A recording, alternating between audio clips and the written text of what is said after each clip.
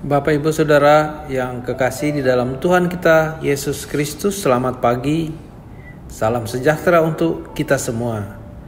Jumpa lagi dalam acara Renungan Harian GKPO Halim Perdana Kusuma.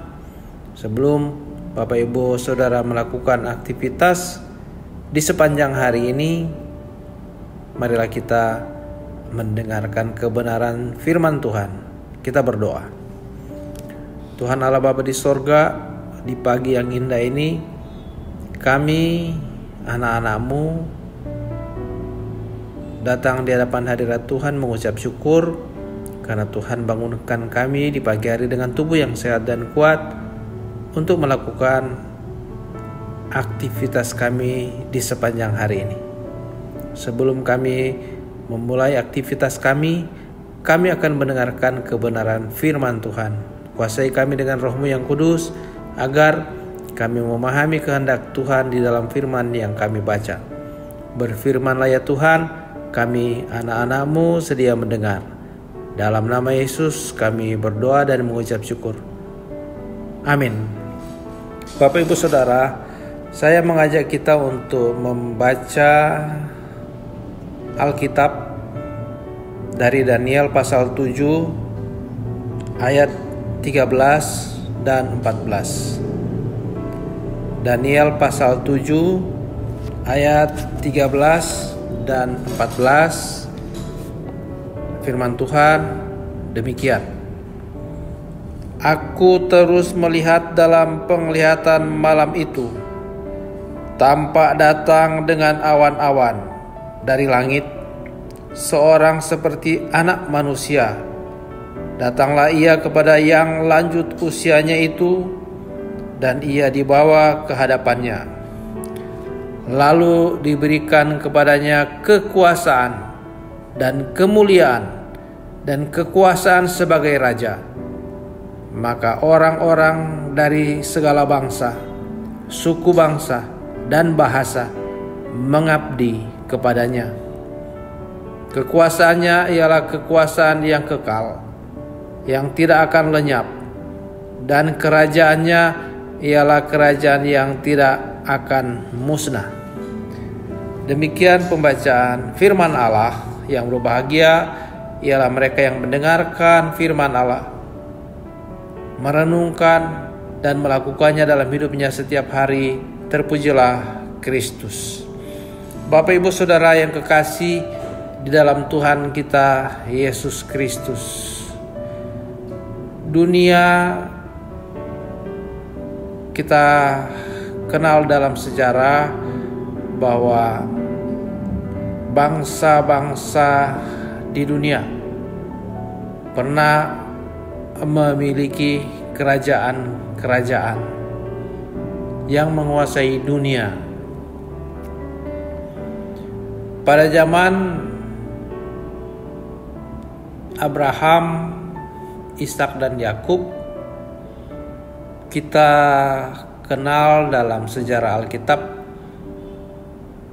dunia zaman bapa leluhur bangsa Israel dikuasai oleh kerajaan Mesir. Kemudian kerajaan Mesir itu ditaklukkan oleh kerajaan yang lebih berkuasa, yang lebih kuat dari itu. Kita mengenal juga di dalam sejarah ada kerajaan Asyur yang menaklukkan Israel, mengalahkan Israel dan berkuasa atas dunia pada masa itu. Kemudian dalam sejarah Alkitab juga kita mengenal kerajaan Babel yang menaklukkan Yehuda, ibu kotanya Yerusalem, kurang lebih tahun 587 sebelum Masehi. Penyerbuan kerajaan Babel terhadap kerajaan Yehuda Dia menyerbu ibu kota Yehuda dan istana raja yang dibangun pada zaman Daud hancur pada penyerbuan Babel. Bait Allah yang dibangun pada zaman Raja Salomo juga hancur. Tembok Yerusalem hancur dan rumah-rumah penduduk di Yerusalem juga hancur ketika penyerbuan kerajaan Babel yang waktu itu berkuasa atas dunia. Kemudian ada kerajaan lain lagi yang muncul sesudah kerajaan Babel, yaitu kerajaan Persia yang juga berkuasa atas dunia, mengalahkan kerajaan Babel.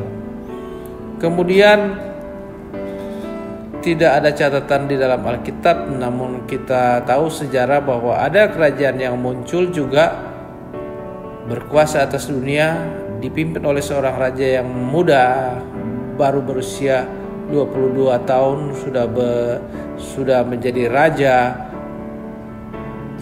dan berkuasa atas dunia, yaitu kerajaan Yunani.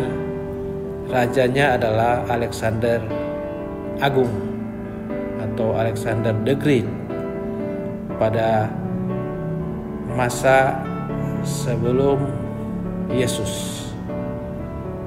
Kemudian kerajaan Yunani ini juga kalah dan ditaklukkan oleh kerajaan Romawi, sehingga pada masa Yesus kerajaan Romawi berkuasa atas dunia. Pontius Pilatus yang ditempatkan dari kekaisaran Romawi di Yerusalem pada zaman Yesus. Kemudian Herodes ditempatkan dari kekaisaran Romawi di Galilea, wilayah Galilea pada zaman Yesus. Nah, saudara-saudara yang kekasih dalam Tuhan kita Yesus Kristus, itulah kerajaan-kerajaan yang pernah muncul dan berkuasa atas dunia yang kita tahu. Dan kita tahu juga di Indonesia banyak kerajaan-kerajaan yang dulu memerintah di Nusantara sebelum kemerdekaan.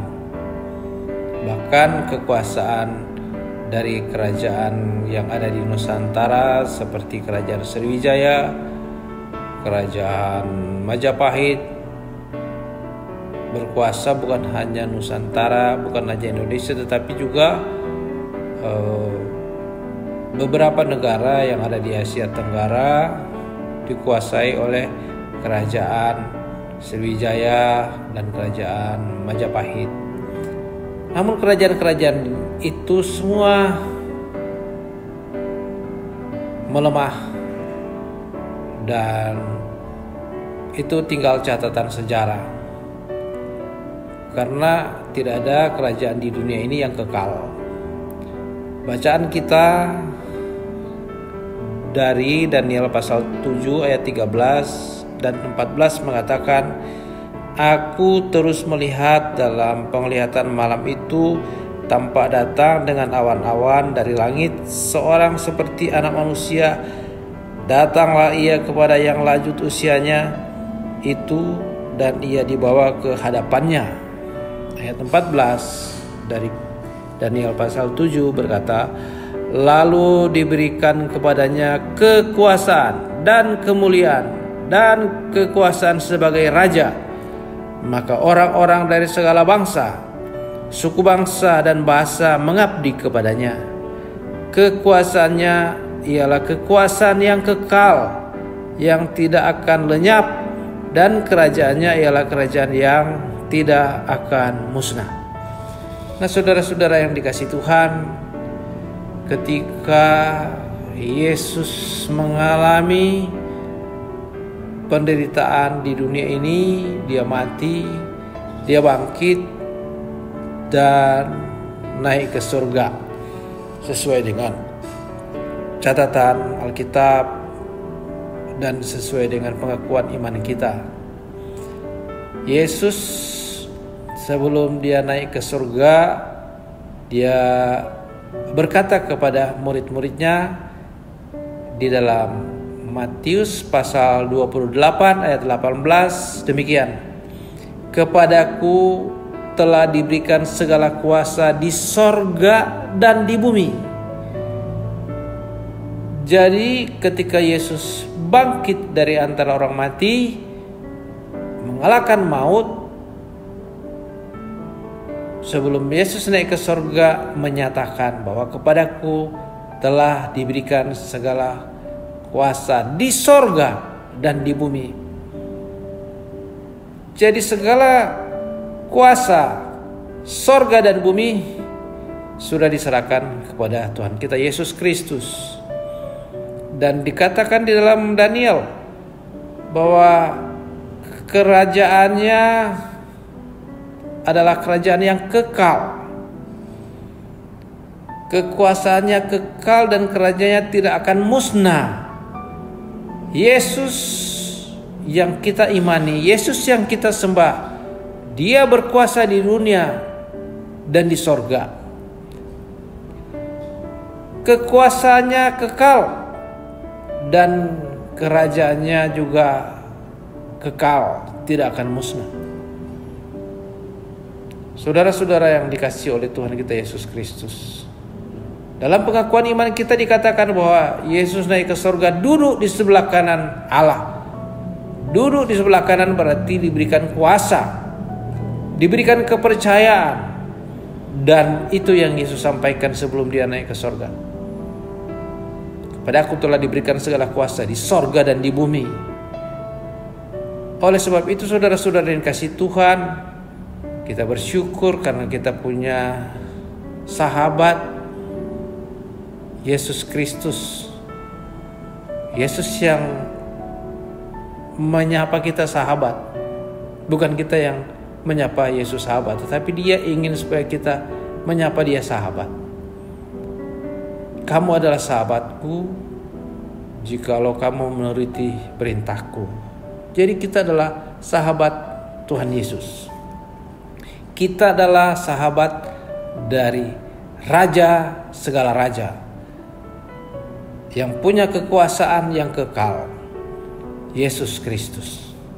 Kita sahabat dari Raja yang tidak akan musnah. Dia punya kekuasaan yang kekal, Dia punya kerajaan yang kekal. Kita bersyukur karena kita mempunyai Raja di atas segala raja, Yesus Kristus. Kalau raja-raja yang tercatat di dalam sejarah dunia, yang juga dicatat dalam Alkitab, kerajaannya terbatas, kekuasaannya terbatas. Tetapi Yesus kerajaannya kekal dan kekuasaannya juga kekal. Saudara-saudara yang dikasihi Tuhan, di dalam kesaksian Filipi pasal 2 ayat 8 sampai ayat 11 menyatakan demikian. Dia bahwa Yesus Kristus telah merendahkan diri dan taat sampai mati, bahkan sampai mati di kayu salib. Dalam Filipi 2 ayat 9 mengatakan, itulah sebabnya Allah sangat meninggikan Dia dan mengaruniakan kepadanya nama di atas segala nama, supaya dalam nama Yesus bertekuk lutut segala yang ada di langit, yang ada di bumi, yang ada di bawah bumi, dan semua lidah mengaku Yesus Kristus adalah Tuhan, bagi kemuliaan Allah Bapa. Saudara yang dikasihi Tuhan, kita bersyukur sebagai orang Kristen, sebagai orang percaya yang beriman kepada Yesus. Kita sudah diangkat sebagai anak Tuhan. Kita juga sudah disebut sebagai sahabat dari Tuhan Yesus, Raja yang kekal, dan Dia mempunyai kekuasaan yang kekal. Dia berkuasa atas langit dan bumi, berkuasa atas dunia ini, berkuasa atas segala sesuatu yang Dia jadikan. Sandarkan hidup kita kepadanya, andalkan Tuhan Yesus dalam hidup kita, karena Dia berkuasa atas langit bumi, Dia berkuasa atas segala ciptaannya. Tuhan memberkati kita semua. Amin. Mari kita berdoa. Bapa Surgawi, kami mengucap syukur di pagi ini Tuhan sudah menyapa kami lewat pembacaan dan pemberitaan firman-Mu. Terima kasih Tuhan atas firman-Mu, tanamkan dalam hati kami. Kami akan memulai aktivitas di sepanjang hari ini, berkati kami Tuhan, agar apa yang kami lakukan berhasil. Inilah doa syukur kami, terpujilah nama-Mu, di dalam nama Yesus. Amin. Bapak Ibu Saudara yang dikasihi Tuhan, dari GKPO Halim Perdana Kusuma saya mengucapkan selamat beraktivitas, salam sehat, Tuhan memberkati. Amin.